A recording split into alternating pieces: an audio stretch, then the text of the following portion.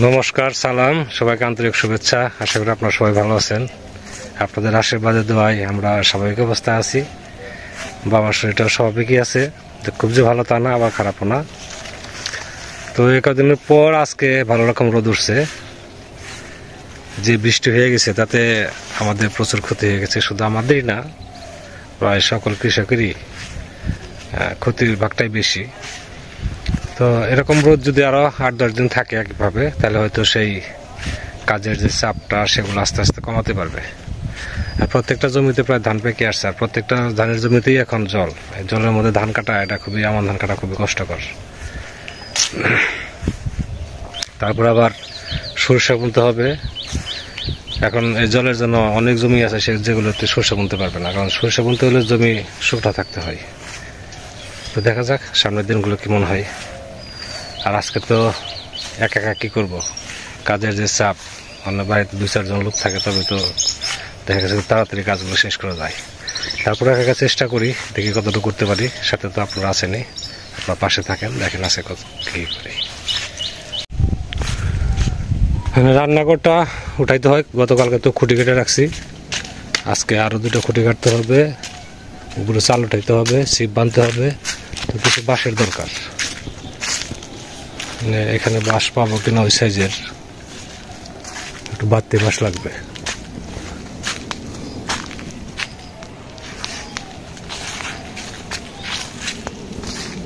দেখি একটু খুঁজে। এটা হলো বাড়ির পূর্ব পাশের বারজার, পুকুর পাড়ে। তো এখান থেকে 2টা নিয়ে যাই। বাড়িতে যে বাঁশগুলো আছে এগুলো তেমন সোজা না, আর যেগুলো সোজা আছে সেগুলো বাড়তি না। এখানে ওই পাশে বাঁশ দেখা যায়, 2টা বাঁশ, 2টা চলবে আর কি।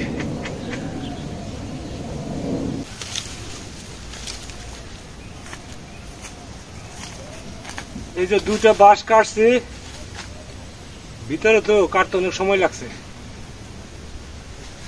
বাঁশ 2টা বেশ মোটা আছে, বড় আছে, এরকম বাঁশই লাগবে।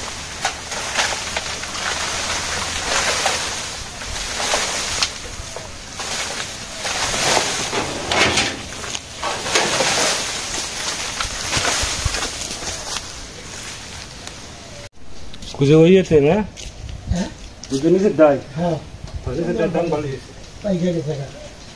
টাকছে। ও আমি কাটার তো জু নাই, কুমোর জল মনে হয়, এই জল ওই জলে ধান কাটবো কেমনে?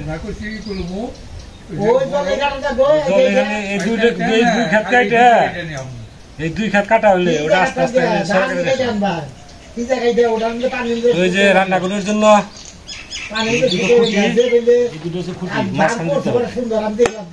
আর এগুলো চিপ দিব, মানে চাপা দিব। 6টা, 2টা কাটছে, একটা 3টে, আর আগের 6টা ছিল, তার মধ্যে নিচে যে 3টা বাঁশ ছিল ওই 3টা বাঁশ ভালো আছে। আমার কাছে গেলে আমার কাছে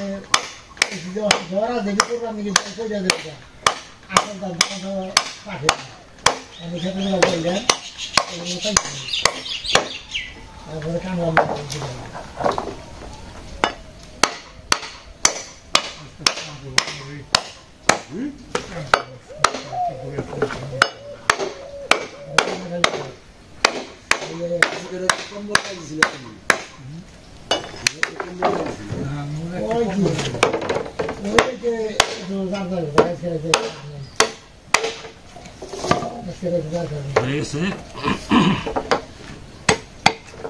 ওইটাই তো যা করছে।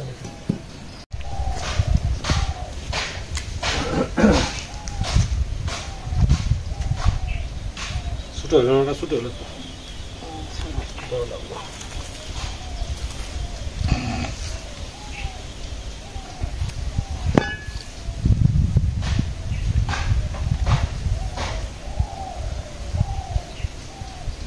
লেভেল আছে কিনা আমার ওইখান থেকে ডাল হলো না, ওই পাশের সাইডে। ঠিক আছে,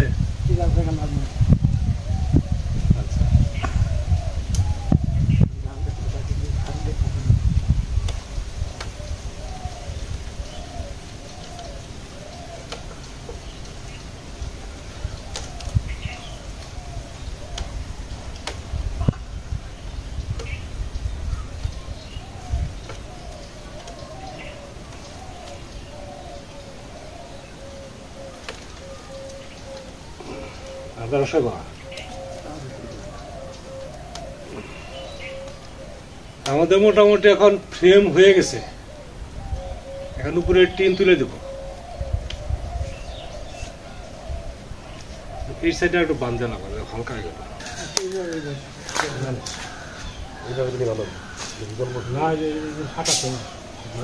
ফাটাটা না তখন যেভাবে আছে শুনেন, আমি কই তখন যেভাবে আছে এইভাবে বসিয়ে দেন। আর যদি এটা এটা উপরে রাখা লাগবো, নিচে পড়ছে না, এটা উপরে থাকলে আপনি এদিকে আসেন, পূর্ব দিকে আপনি আসেন, আপনি পূর্ব দিকে আসেন কইরে ওইটা তো ফাটা ওই পিট করে ওই পিট করে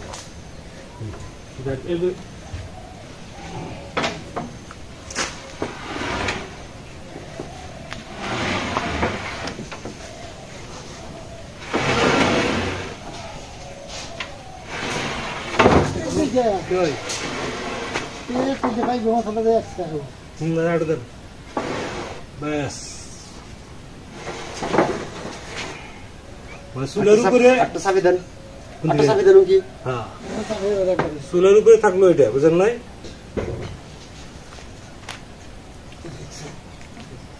চুলের উপরে এটা রইলো, কথা ঠিক আছে। চুলের উপরে থাকলো আর একটু এটা এই খামটা তাহলে আপনি জানো না কোন দিকে, একটু এদিকে আনো না এদিকে তাই কই ভিতর দিকে পড়ছে। চাবি দেন না বস, দেন চাপিয়া তুমি কি চাবি দেবো? এই যাইছে, এটা বের হলো না। ওই সমস্যা নাই, তিন দিয়ে ওই তিনটে বুঝাই গেল দাঁড়ান যায়, সমস্যা নেই।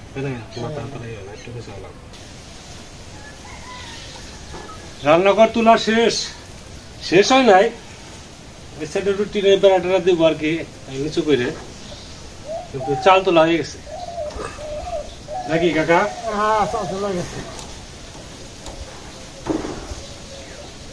কাকা আমার একটু সাহায্য করলো, তাও সাহায্য করছে।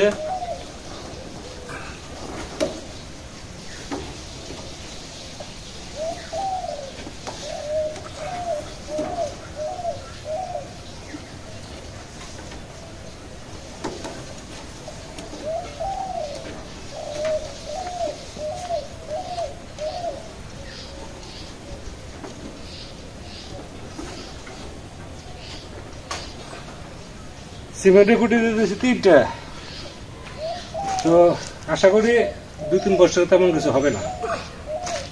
কিছু হবে নাকি 2 বছরে? না 2 বছরের কিছু হবে না। আর যদি পারি আর 3টা সিমেন্টের খুঁটি দিয়ে দেবো তাহলে। কেমন হইলো ঘর? এখন চলবো না? ভালো হয়েছে, খুব সুন্দর হয়েছে। চলবো তো নাকি? 2 বছর গেলে হয়। এরপর যদি পারি না, তার মনে করো যে আরো 3টা সিমেন্টের খুঁটি এনে দিলে ঘর না সুন্দর হয়েছে, সাবধান। আর মোটামুটি চলবে না, 2 সাইডে বেড়ালে দিলে বাতাস জানে না ঢুকে চুলার মধ্যে, ব্যাস তাহলেই হবে। চাষি রান্না করে দিতেছে, অন্ধকার খালি না না, তো এই বাইরেতে রান্না করে আলু দেখা যায়, তো আলু নাই, অন্ধকার খালি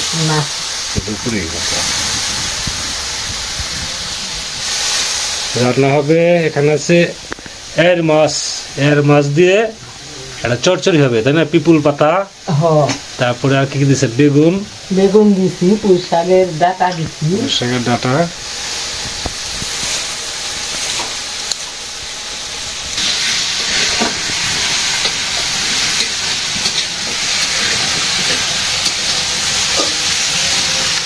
আর ডাল। আবার চাষি আসার আগে এবার ডাল আর ভাত রান্না করে রাখছিলাম।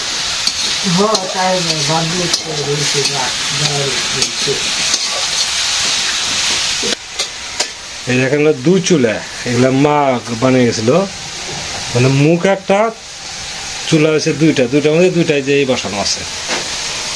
অনেক মানুষ আসলে তাহলে এই চুলা রান্না করতো, এই যে 2 পাশে 2টাই বসাইতো, মাঝখানে যে জাল দেওয়ারি, আর হচ্ছে 1 চুলা বলে ওইটাকে।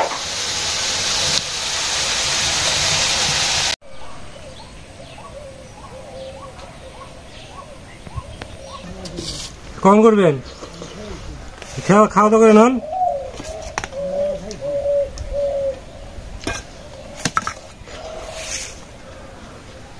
চাষি তো মনে হয় বাড়ি গেছে না, ওই পাড়া গেছে চাষি।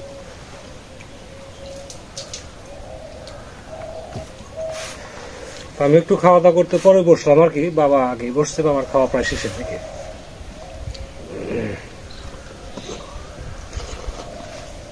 তো আজকে এর মাছের তরকারি।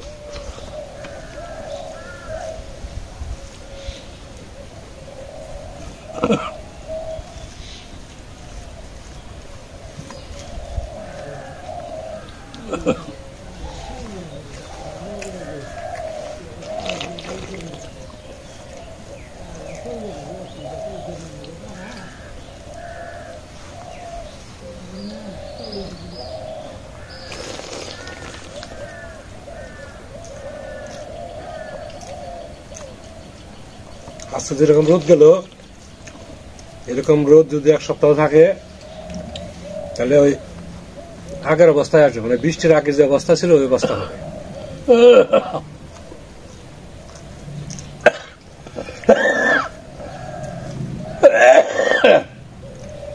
চলাফেরার রাস্তা একদম ঠিক হয়ে গেছিল, কাদা কাদা সব শুকিয়ে গেছিল, আবার ওই সমস্ত জায়গা দেখুন জল বেঁচে গেছে।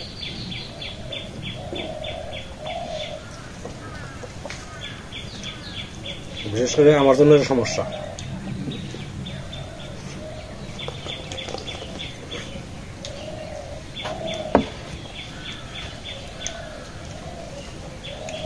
আজকে খাবার হয়তো মাছের তরকারি আর হচ্ছে মসুর ডাল।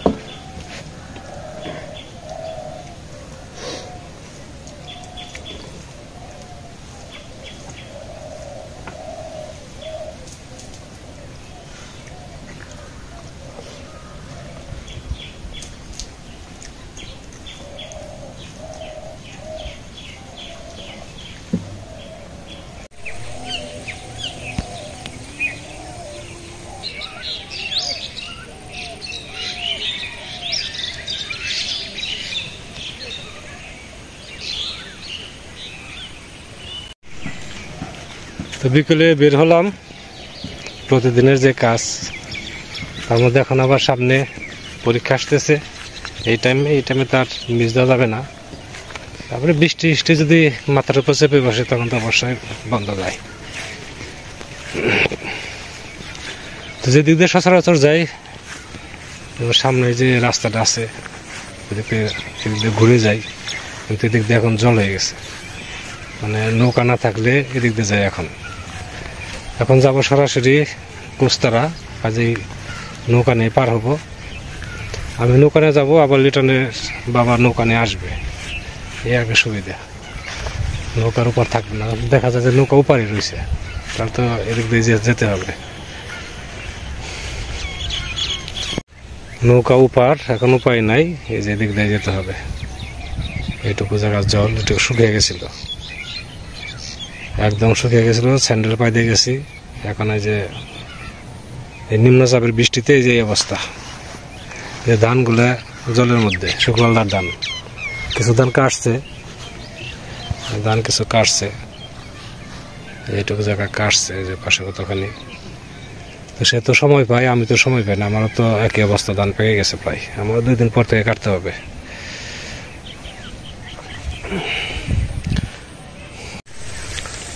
তো যাচ্ছি আস্তে আস্তে, তো যেখানে যাবো সেখানে পৌঁছাইতে আরো 15 মিনিট সময় লাগবে। ঘুরে আসছি তো ওই জন্য, আর যদি সরাসরি যাইতে পারতাম তাহলে 10 মিনিটে পৌঁছাইতাম। আজকে অনেকগুলো কাজ হয়েছে, বিশেষ করে রান্নাঘরটার চালটা দেওয়া হলো। চাচা চাচি আমরা যথেষ্ট সহযোগিতা করছে, বরাবরই করে।